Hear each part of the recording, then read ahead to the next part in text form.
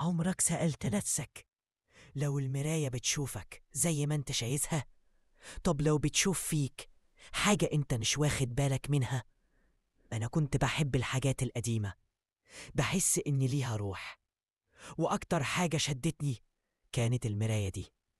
لقيتها مرمية في أوضة مقفولة في الشقة اللي نقلت ليها، كبيرة بإطار خشب غامق ومتغطيه بتراب السنين.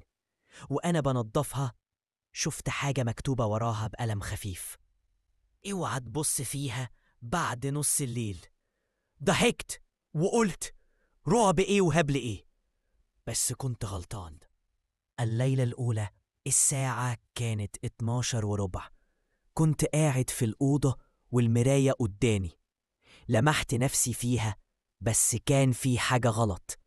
وشي في المراية ما كانش بيتحرك زيي. أنا لمست شعري، هي لأ. أنا اتنفست بسرعة، هي بتبص لي عادي. قمت بسرعة، خرجت من الأوضة. قلت يمكن تعبان، يمكن نور، يمكن أنا بيتهيألي.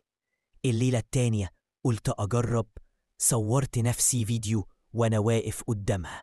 لما شغلت الفيديو أنا واقف عادي، بس النسخة اللي في المراية بصت على الكاميرا وابتسمت، وأنا ما ابتسمتش. حاولت أبيعها، قلت أخلص منها. نزلت بيها السوق، بس كل تاجر كان يقول دي ما تتباعش، دي مراية ساكن فيها انعكاس مش بتاعك.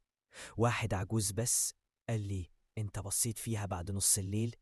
لو حصل يبقى خلاص، هي شافتك وعايزة تكون مكانك. بعدها بدأت أحس بحاجات غريبة. كل ما أبص فيها أشوف كدمات على وشي، بختفي أول ما أبص بعيد. مرة شفت إيدي متعورة، رحت أشوف ما لقيتش حاجة. بس أكتر حاجة خوفتني إن صورتي في المراية بدأت تبتسم كتير، وابتسامة مش طبيعية، ابتسامة حد بيخطط لحاجة وأنا مش عارف إيه هي. الليلة اللي بعدها كنت نايم، صحيت على صوت حاجة بتتكسر. جريت على الأوضة، لقيت المراية متعلقة لوحدها، والإزاز ما فيهوش خدش، بس في المراية أنا نايم، والنسخة اللي واقفة هي اللي بتبص عليا. وجيت أبعد، بس كان فات الأوان. صحيت الصبح لقيت نفسي قدام المراية، بس المراية كانت بالعكس. أنا كنت جوه وبصرخ، بس مفيش صوت خارج، واللي بره هي أنا، بس مش أنا.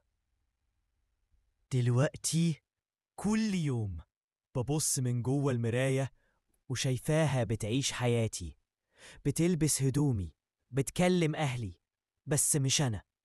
لو لقيت مراية قديمة ومكتوب عليها حاجة، اقراها وصدقها، لأنك لو بصيت ممكن تكون النظرة الأخيرة ليك انت.